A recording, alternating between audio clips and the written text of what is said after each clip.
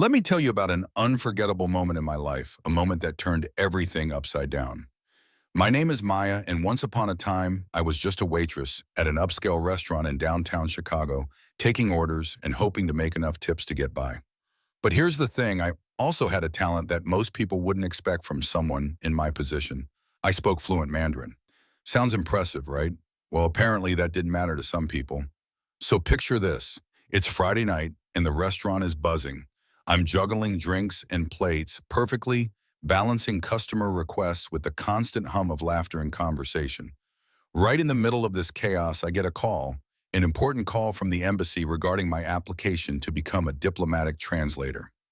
I glance over at the table where Richard Callaway, a millionaire CEO with a reputation for being a bit of a big shot, is dining with a few of his business associates. Naturally, I hesitate. Do I answer? I know it could change everything for me. But there's a part of me that believes opportunities don't wait. So I take a deep breath and answer the call, switching to Mandarin. It's a brief conversation, mostly my nerves getting the better of me, but I can hear the surprise in the voice on the other end of the line. I hang up feeling a spark of hope, but that spark dies a quick death as I feel the sharp glare of my manager Paul burning into me from across the room. Moments later, it all blows up. Paul storms over red-faced as Richard Callaway stands up, obviously unimpressed. "You think this is a game, Maya?" Paul hisses, his voice dripping with disdain. "This is a high-end restaurant, not a place for phone calls." I try to defend myself, but it quickly spirals into a public display of my supposed incompetence. He fires me right there, claiming that I compromised the dining experience for our VIP guest. My heart sinks here.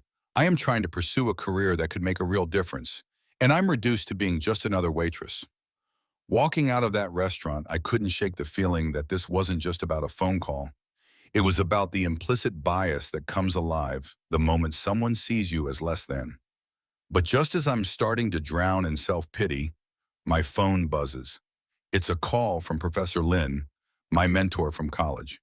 She shares some incredible news. There's an interview opportunity with the embassy, and she mentions that her husband is the Deputy Minister of Commerce in China. She's excited about my qualifications, and honestly, for the first time since my firing, I feel a rush of hope. It's like the universe decided to throw me a lifeline. Maybe Callaway's huge mistake was the opening I needed. After all, how often does a millionaire completely underestimate someone who turns out to be more than she seems? Fast forwards a couple of weeks. I find myself seated at a grand conference table, no longer a waitress, but a special advisor to the negotiating team for the Sichuan acquisition. It's surreal. My skills are finally appreciated, and I can see my dreams taking shape. I'm tasked with analyzing contracts, preparing strategies, and identifying discrepancies in language that could shift the outcome of negotiations. There's a certain thrill in outsmarting those who underestimated you, especially when they thought you were just a waitress. And then we finally get to the big negotiation with Callaway himself. He walks in all swagger and arrogance, clearly thinking I'm some minor player in the grand scheme of things. "Maya," he sneered, "I hope you're not expecting to play a major role here." I can't help but smirk a little at his ignorance. As the negotiations unfold, I feel the tension rise. Everything I've learned, everything I've seen and heard finally comes to a head. The surprises aren't just for him when the federal agents storm the room. All of our preparation paid off. They've been monitoring Callaway's business dealings, gathering evidence of corporate fraud, bribery, and discrimination practices that will dismantle his empire. Watching it all unfold, there's a powerful, almost poetic sense of justice happening right in front of me. Richard Callaway, the man who'd looked down on me, was now at the mercy of the very system he had manipulated. It was bittersweet knowing I had transitioned from the invisible woman at the restaurant to someone vital in this monumental moment. In the end, Maya, the undervalued waitress, emerged as a key player in international negotiations. It felt surreal. The story didn't stop there. I used my influence to push for language training programs and structural changes that needed to happen within corporate practices. These changes sparked discussions about the significance of diversity and inclusion in spaces where we could easily feel invisible. Reflecting on how one phone call changed my life makes me wonder about the power we each hold. How many of us walk around with skills that go unnoticed, misjudged, simply because of our circumstances?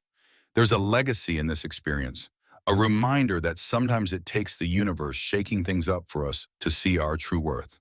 So I challenge you, my friends, to recognize your talents, no matter where you are in your life. Reflect on those moments when you felt unseen or underestimated. Share your thoughts in the comments below. Let's chat about the importance of diversity and how we can lift each other up instead of tearing each other down. What's your story of overcoming? I'm all ears.